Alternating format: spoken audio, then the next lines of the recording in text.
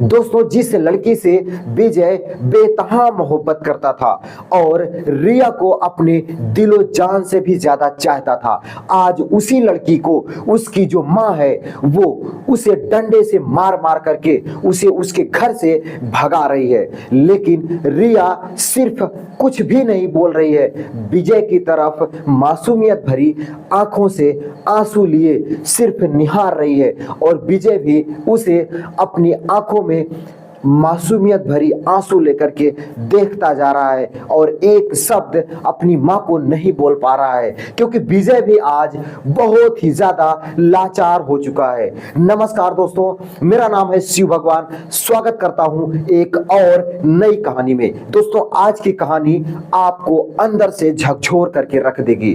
दोस्तों, ये कहानी है फैजाबाद की। दोस्तों, फैजाबाद में एक परिवार है जिस परिवार में माँ, पिताजी और उसकी एक बहुत ही खूबसूरत और बहुत ही दुलारी इकलौती बेटी है जिसका नाम रिया है। दोस्तों, रिया अभी छोटी है और वह पढ़ाई कर रही है और पढ़ाई में बहुत नंबर 1 आती है। दोस्तों, रिया बहुत ही खूबसूरत और बहुत ही भोली लड़की है। दोस्तों, उसकी जो मासूमियत है वो बाहर से भी दिखाई दे रही होती है, क्योंकि उसका जो चेहरा है वो बहुत ही भोला और बहुत ही सुंदर होता है। दोस्तों, रिया की जो माँ है वो रिया को लेकर के बहुत ही ज्यादा सीरियस और बहुत ही ज्यादा एक्टिव रहती है। दोस्तों, रिया को कुछ भी होता उससे पहले उसकी माँ सारी जानकारी रख लेती। दोस्तों, रिया जा कहाँ रही है, रिया किसके साथ घूम रही है, रिया कहाँ पे जा रही है, क्या कर रही है, वो सारी जानकारी रिया से पहले उसकी माँ के पास होता ही होता है। दोस्तों, रिया अपनी पढ़ाई कंप्लीट कर चुकी है, अब वह बहुत ही ज्यादा सयानी हो चुकी है, तो उसकी माँ को उसकी शादी को लेकर के बहुत ही ज्यादा चिंता होने लगती है। दोस्तों, उसके जो पिताजी हैं वो उसकी माँ से कहते हैं कि अब बेटी सयानी हो गई है और इसकी शादी करनी है। दोस्तों, रिया की जो माँ है वो भी कुछ बोल नहीं पाती है, सिर्फ इतना ही कहती है कि हाँ, जैसा आपको ठीक लगे। दोस्तों, रिया के जो पिताजी हैं वो एक बढ़िया रिश्ता ढूंढने के लिए घर से निकल जाते हैं। दोस्तों, कई जगह ढूंढने के बाद वो वापस आते हैं और उन्हें उनके मन का जो घर है या जो लड़का है वो नहीं मिल पाता है। दोस्तों, वो निराश, काफी परेशान घर पे आते हैं और रिया की मां के साथ सारी घटना शेयर करते हैं और सारी बात बताते हैं कि कैसे एक लड़का ढूंढना बहुत ही ज्यादा कठिन होता है। दोस्तों, रिया जो है वो अपने कॉलेज के एक लड़के से बेतहा मोहब्बत करती थी जिसका नाम विजय हुआ करता है। दोस्तों, विजय भी रिया को इतना ज्यादा प्यार करता था कि वह हर किसी को भूल जाता, लेकिन रिया को वह सोते जागते उठते बैठते हर समय याद करता और उससे रोज डेली मुलाकात करता। दोस्तों, वो लोग रोज पार्क में घंटों बात करते और एक दूसरे के अंदर की वो जो सारी आदतें थी, सारी बातें थी, खुल करके शेयर कर देते हैं। दोस्तों, विजय, रिया दोनों कहने के तो दो थे, लेकिन वो दोनों दो होते हुए भी एक हो चुके थे, क्योंकि दोनों में बेतहा मोहब्बत थी और दोनों एक दूसरे से बहुत ही ज्यादा प्रेम किया करते थे। दोस्तों, रिया जब सुनती है कि मेरे पिताजी मेरे लिए रिश्ता ढूंढ रहे हैं, तो वह अपने पिताजी को सारी सच्चाई जा करके अपनी मां के द्वारा बता देती है। दोस्तों, जब अपनी मां को विजय के बारे में रिया बताती है तो उसकी मां उसके पिताजी को सारी घटना बता देती है। दोस्तों, विजय के रिया के जो पिताजी थे वो सारी घटना सुनने के बाद कहते हैं कि कोई नहीं, मैं विजय के घर जाऊंगा और अपनी बेटी के लिए विजय का हाथ मांगूंगा। दोस्तों, वह फौरन विजय के घर जाते हैं और उनकी माँ बाप से सारी घटना शेयर करते हैं और कहते हैं कि मैं अपनी लड़की रिया का जो रिश्ता है वो आपके विजय के साथ करना चाहता हूं। दोस्तों, विजय भी अपने घर में सारी बातें अपने माता पिता से शेयर कर चुका था, जिस वजह से विजय के भी माता पिता इस रिश्ते से तैयार हो जाते हैं और कहते हैं कि मुझे आपकी लड़की और मेरे विजय के साथ शादी करने के लिए तैयार हूं।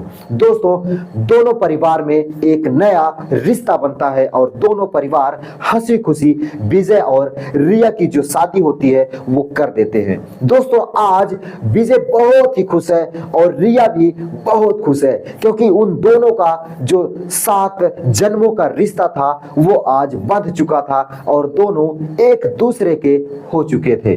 दोस्तों, रिया जो है वो विजय के घर आती है और आज उसकी सुहाग रात होती है। दोस्तों, विजय बहुत खुश था क्योंकि आज वह रिया को अपना बना चुका था और अब पूरे 7 जन्म वह रिया के साथ अपनी जिंदगी बिताना चाहता था। दोस्तों, वह खुशी खुशी अपने बेडरूम में जाता है और रिया से अपनी खुशी का इजहार कर देता है। दोस्तों, रिया कहती है कि विजय, मुझे पता है कि आप बहुत खुश हो और मैं भी बहुत खुश हूं। दोस्तों, कहानी यहीं पे ले लेती है एक मोड़, क्योंकि जो रिया लड़की होती है वो रिया लड़की असल में वो लड़की नहीं होती है बल्कि एक किन्नर होती है। दोस्तों, किन्नर होते हुए भी वह विजय से इतना प्यार करती थी कि वह शादी में बंधना उचित ही समझी और विजय के साथ शादी कर लेती है। दोस्तों, जो रिया लड़की होती है उसकी मां को भी रिया की सारी सच्चाई पता थी, लेकिन वह रिया को खुश देखना चाहती थी, इसलिए वह विजय के साथ रिया की शादी करती है। दोस्तों, अब रिया के पास 2 ऑप्शन है कि अगर विजय उसके साथ सुहाग रात मनाता है तो वह रिया की सारी सच्चाई उसके सामने आ जाएगी। दोस्तों, रिया बहाना करती है और विजय से कहती है कि आप हमसे बाहर सो सकते हो या हमसे अलग सो सकते हो, क्योंकि जो मेरा व्रत है वो पूरे 1 महीने चलेगा। मैंने प्रभु शंकर जी से एक व्रत लिया है कि अगर हमारी आपकी शादी होती है तो मैं 1 महीने व्रत रहूंगी। दोस्तों, विजय जब इतनी बात सुनता है तो वह खुश हो जाता है और कहता है ये तो ऊपर वाले की ही देन है, तो मैं उनके बीच में रोड़ा क्यों बनूंगा, मैं 1 महीने और इंतजार कर लूंगा। दोस्तों, विजय 1 महीने इंतजार करने के लिए वह अक्सर रिया के रूम में ही सोता था, लेकिन वह उसका जो बेड था वो अलग लग जाता है। दोस्तों, रिया और विजय अलग अलग सोते हुए भी दोनों रात भर बातचीत करते थे और एक दूसरे का हाल चाल बराबर लिया करते थे, मानो कि वो दोनों एक दूसरे से बेतहा मोहब्बत करते हों। दोस्तों, धीरे धीरे समय बीतता है और वो जो सच्चाई थी रिया की वो धीरे धीरे सामने आने लगती है। दोस्तों, रिया की जो सच्चाई थी वो सामने आना शुरू होती है और विजय की माँ को रिया की सारी सच्चाई पता चल जाती है। दोस्तों, विजय की माँ को जब रिया की सारी सच्चाई पता चलती है तो वह रिया से नफरत करने लगती है और रिया को बातों ही बातों में डांट दिया करती थी और रिया को वह बहुत सारे घर के जो काम होते हैं वो उसके ऊपर सौंपना शुरू कर देती है। घर के जो नौकर थे उनको भी काम से हटा देती है और सारा काम रिया के ऊपर सौंप देती है। दोस्तों, वह जब विजय घर पे नहीं होता तो रिया के पास जाती और रिया से उसकी सारी सच्चाई जानने के लिए कई बार उसको जलील भी करती और कई बार उसको मजबूर भी करती कि वह अपनी सारी सच्चाई कबूल कर ले। लेकिन दोस्तों, जो रिया लड़की थी वो अपनी सच्चाई कबूल नहीं करती है कि मैं एक लड़की नहीं बल्कि मैं एक किन्नर हूं। दोस्तों, वह हंसते हंसते घर के सारे काम इसलिए कर रही थी और सारी मजबूरियों का जो फायदा था वो इसलिए उठा रही थी क्योंकि वह विजय के साथ समय बिताना चाहती थी और विजय के साथ वह अपने आप को अकेला कभी महसूस नहीं करती थी। दोस्तों, उसकी मां को जब पता चल ही जाता है कि ये सच में एक किन्नर है तो वह उसे घर से निकाल देती है। दोस्तों, जब वह घर से उसे निकाल देती है तो उसे किन्नर समाज के जो लोग होते हैं वो उसे उठा लेते हैं और उसे अपने समाज में लेकर जाते हैं। लेकिन जब उसी शाम विजय आता है और जब अपनी पत्नी रिया को घर पे नहीं पाता है तो अपनी मां से उसके बारे में सारी सच्चाई पूछ रहा है। दोस्तों, उसकी मां बता देती है कि विजय वो कोई लड़की नहीं है बल्कि एक किन्नर है, तुम्हारी शादी किसी लड़की के साथ करूंगा जहां से तुम्हारा परिवार बसेगा। दोस्तों विजय अपनी माँ के ऊपर खिलाफ हो जाता है और कहता है कि माँ तुझे नहीं पता है, वो कोई किन्नर नहीं है, वो एक लड़की है, मैं उससे प्यार किया हूं, मुझे सब पता है।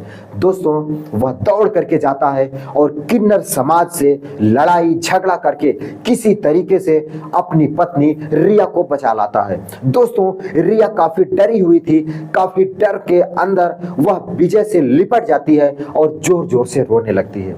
दोस्तों विजय उसे चुप कराता है और अपने साथ अपने घर लाता है।